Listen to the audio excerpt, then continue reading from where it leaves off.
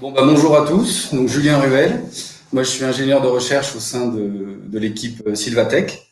Donc, Silvatech, c'est une plateforme analytique qui est plutôt dédiée à l'étude d'échantillons qui sont principalement issus des écosystèmes forestiers. Donc, au sein de cette plateforme, on a différents outils, différentes méthodes qui font appel aux rayons X, donc notamment des expérimentations de tomographie qui permettent d'aller étudier la structure interne des objets en 3 dimensions, de la radiographie qui va nous permettre d'aller estimer la densité à des échelles spatiales très fines, de la fluorescence aux rayons X pour les analyses chimiques, et ce dont je vais vous parler aujourd'hui, donc la diffraction aux rayons X, et notamment son application pour l'analyse de la structure de la cellulose. Et pour nous, en tout cas, l'application principale, c'est au niveau des parois des fibres de bois. Alors, je vais commencer par vous faire un rappel très sommaire et assez bref sur la composition chimique du bois. Donc, au niveau du bois, on va retrouver d'un côté des macromolécules qui vont occuper la majeure partie de sa composition chimique et des substances de faible poids moléculaire. Alors, au niveau des substances de faible poids moléculaire, on va retrouver des extractibles organiques, qu'on appelle aussi des métabolites secondaires, et des inorganiques, essentiellement des minéraux. Alors, on a des silicates, des oxalates de calcium, des choses comme ça. Au niveau des macromolécules, donc des molécules avec des poids beaucoup plus importants, on va avoir des polysaccharides et des lignines qui sont plutôt des polyphénols. Et au sein des polysaccharides, on va retrouver la cellulose qui nous intéresse aujourd'hui et les hémicelluloses. Donc en bref, la cellulose qui nous intéresse représente à peu près 50%, alors c'est des chiffres à la bouche, mais 50% de la composition chimique du bois, que ce soit chez les feuillus ou chez les résineux. Alors, je vais me focaliser aujourd'hui sur la cellulose, sur sa structure et donc sur les propriétés qui découlent de cette structure. Donc, la cellulose, c'est un polymère naturel qui est composé d'unités qu'on appelle des unités cellobioses, qui sont elles-mêmes constituées, ce sont des dimères de glucose, qui sont liés par des liaisons qu'on appelle bêta-1,4 glucosidiques. Et c'est cette configuration qui va conférer à la cellulose, à cette molécule, son organisation linéaire et surtout rigide. On y reviendra après. Donc alors il y a aussi énormément de groupements OH, on le voit autour de cette molécule, qui va faciliter son organisation en amas et en fibrille. La synthèse de cette molécule elle implique des protéines transmembranaires qu'on appelle des complexes terminaux, qui renferment des celluloses synthases, qui sont au cœur de la membrane plasmique et qui vont donc, ces protéines, elles vont synthétiser la cellulose sous forme directement de fibrilles, qui vont s'organiser et s'orienter directement donc, dans la paroi cellulaire qui les entoure. Alors maintenant, on va encore faire un point sur cette organisation de la cellulose au niveau de l'ultrastructure de la paroi des fibres.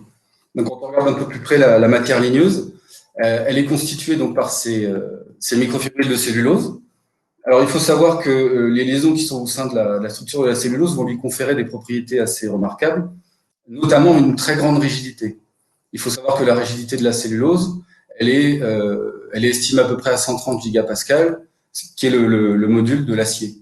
Donc, on peut voir que par ce fait, l'orientation et l'organisation de la cellulose dans les parois va directement influencer la capacité de la paroi à se déformer et notamment les directions privilégiées dans lesquelles elle va pouvoir se déformer. Autour de ces microfibrilles de cellulose, on trouve une matrice composée d'hémicellulose et de lignine.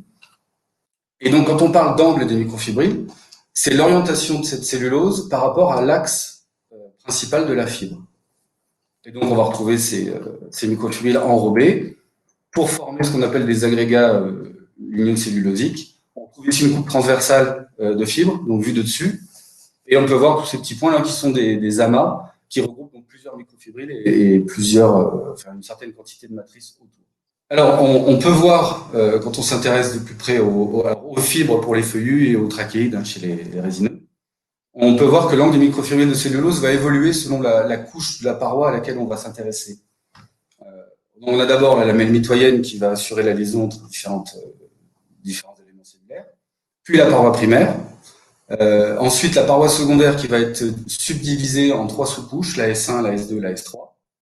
en sachant que quand on parle d'angle et microfibrilles de cellulose dans le bois, on parle essentiellement de l'angle, de l'orientation de la cellulose dans la couche S2, qui représente à peu près 80% du volume de la paroi.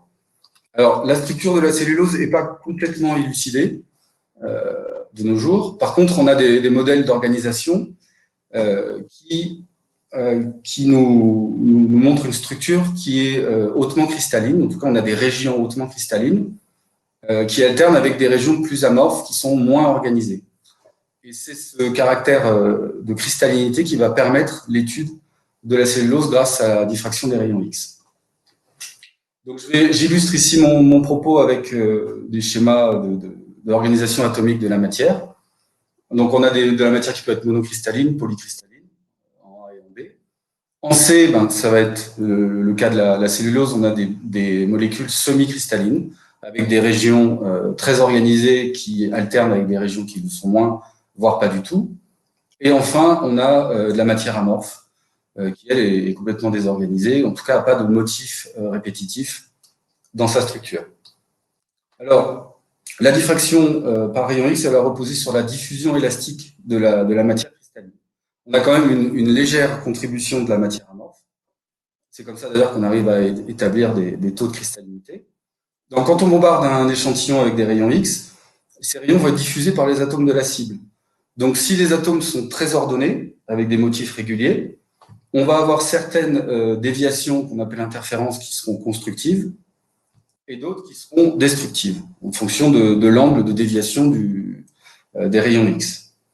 Alors, quand les atomes sont ordonnés, comme c'est le cas pour les cristaux, on va s'apercevoir que quand ces interférences suivent une loi qu'on appelle la loi de Bragg, quand elles répondent et qu'elles vérifient cette loi, on va observer des pics de diffraction avec des intensités variables. Et donc la loi de Bragg, elle nous donne simplement les liaisons entre la longueur d'onde des rayons X et l'angle de déviation et la distance entre des plans qu'on appelle des plans cristallographiques, qui sont des plans atomiques imaginaires qui sont parallèles et qui passent par les différents atomes de la molécule. Donc là, on va voir exactement. Alors le schéma qu'on voit au-dessus, c'est un schéma de poudre, c'est-à-dire que les cristaux sont un peu dans toutes les directions, et donc on va observer des cercles de diffraction. On verra que pour la cellulose orientée, c'est légèrement différent. Donc là, on va se remettre en contexte au niveau du bois. Alors, en haut à droite, au niveau du petit a, on retrouve un plan ligneux de gymnosperme avec essentiellement que des trachéides. Si on fait un focus sur la paroi, on va voir là les microfibrilles de cellulose, donc en B. Et si on regarde encore plus près, on va observer que ces microfibrilles de cellulose, elles sont constituées de plusieurs chaînes élémentaires. Et ces chaînes élémentaires constituent un peu l'unité structurale de base de la microfibrille, et on retrouve indexé à droite en petit d les différents plans atomiques dont je vous parlais, les indices, alors qui peuvent être indexés, on parle alors d'indices, et ces plans sont orientés en fonction de l'orientation de la microfibrille, et certains, donc ce sont ceux-là qui vont permettre de faire des interférences constructives et qui vont générer des pics de diffraction. Donc ici, j'illustre l'équipement qui nous sert à faire ces mesures. Donc notamment au niveau de la plateforme, c'est maintenant Sylvain Huard qui a été recruté récemment qui met en œuvre ces mesures. Donc à gauche, vous pouvez voir, il y a un canon à rayon X qui est très fin. En tout cas, le rayon est très fin. On va voir que le diamètre est environ de 300 micromètres. On va avoir ici, on ne voit pas bien, mais il y a un échantillon qui est relativement petit, qui va faire à peu près 2 mm d'épaisseur en direction tangentielle. On a ensuite, après, un dispositif qui permet d'empêcher le faisceau de rayons X d'aller taper directement dans le détecteur, parce qu'il est très sensible, et on va récupérer ainsi uniquement les rayons X qui sont diffractés et déviés par la matière. Donc ici, j'illustre un peu l'échantillon. Donc on voit une épaisseur relative. On va intégrer forcément plusieurs fibres et plusieurs types cellulaires quand on va envoyer les rayons X. Et comme je vous le disais, le diamètre va aussi englober plusieurs fibres puisqu'il est d'environ 300 micromètres. Donc ici, on illustre la méthode avec donc le bombardement de l'échantillon, la déviation en fonction des différents angles de θ. Et on peut voir ici que les pics sont indexés. Donc, le diagramme de diffraction du bois, il va nous révéler les différents plans de symétrie de la cellulose et de ses fibrilles élémentaires. Le diamètre des cercles concentriques va, lui, nous renseigner sur la nature du cristal et sur la distance entre ces différents plans. Et alors, cas particulier dans l'orientation de la cellulose dans les parois, c'est l'étalement des tâches sur ces cercles, notamment sur le cercle qui correspond au plan 200, qui va être relié à l'orientation des chaînes cristallines, donc des microfibrilles.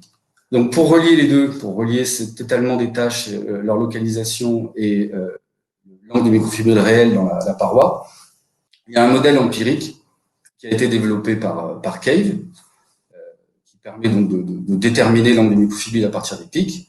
Et il y a eu une calibration expérimentale donc, par Meylan au départ, qui a fait des observations directes en microscopie optique ou électronique, et qui a donc relié directement les valeurs obtenues grâce à Cave et les valeurs réelles donc, des microfibrilles. Il y a d'autres calibrations qui ont été effectuées par d'autres auteurs qui travaillaient sur des essences un peu particulières ou sur des types de bois bien particuliers pour avoir des valeurs encore plus précises. Donc tout ça pourquoi l'angle des microfibrilles, on s'y intéresse parce que c'est la deuxième clé des propriétés mécaniques du bois. Comme je vous l'ai énoncé avant, la cellulose est très rigide et donc son orientation par rapport à l'axe de la fibre va avoir une influence directe. Plus on sera dans le même axe que la fibre, plus la contribution de la rigidité de la cellulose sera importante. Donc on aura une fibre rigide. Plus on s'éloigne de l'axe de la fibre et plus cette rigidité va diminuer. Donc ici, c'est illustré par cette relation. Donc en ordonnée, on va avoir ici le module d'élasticité spécifique. Donc c'est le module d'élasticité qui rend compte de la rigidité d'un matériau. Ici divisé par la densité du bois. Donc on approxime un peu la rigidité de la paroi. Et on voit cette relation avec l'angle des microfibrilles qui fait que quand l'AMF augmente, le module d'élasticité va diminuer, va même chuter. Si on s'intéresse maintenant aux propriétés mécaniques du bois directement, on voit que cette relation est conservée, malgré les quelques hypothèses qu'il y a derrière, les différents types cellulaires, etc. Mais on garde quand même cette relation assez forte qui permet d'établir des modèles à partir de l'AMF. Donc, comme je vous l'ai dit, cet angle microfibrile va piloter la flexibilité de la fibre et du bois. Alors, le premier ordre, c'est la densité qui va piloter cette rigidité ou cette flexibilité. Et ensuite, c'est l'angle microfibrile. Ça permet de définir des stratégies par rapport aux biomécaniques des essences, qui vont parfois dans un premier temps faire un bois flexible, et ensuite qui vont avoir un bois qui va se rigidifier selon différents processus. Et cet angle de microfibrile, c'est aussi un paramètre qui va permettre d'étudier la transition entre le bois juvénile et le bois adulte. Alors, quelques exemples. Ici, sur le Douglas, qui est plutôt un résineux à croissance rapide, on va avoir un angle de microfibrile qui sera assez élevé près de la moelle, qui va diminuer et qui va après se stabiliser. Donc, cette phase de stabilisation, c'est la transition du bois juvénile vers le bois adulte. Et ensuite, dans le bois adulte, on va avoir des propriétés ou des paramètres qui sont plutôt stables. Donc, c'est assez utile, ça, quand on veut utiliser le bois, d'avoir peu de variations au niveau de ses propriétés. Et au niveau de la stratégie, on va avoir l'inverse au niveau de la densité. C'est-à-dire la densité sera faible au début, il va augmenter. Et donc, si on combine une densité faible et un AMF fort, on va avoir un bois flexible dans les premières années de la vie de l'arbre. Mais on peut s'apercevoir aussi qu'il y a des variations dans ces stratégies. Alors ici, c'est des essences tropicales du Gabon, avec le Kevazingo et le Koumé, qui eux présentent au contraire un AMF faible au départ, au niveau de la moelle, et il va petit à petit augmenter. Alors ici, il n'y a pas de stabilisation, donc on n'a peut-être pas encore atteint le bois adulte. Voilà, j'ai fini.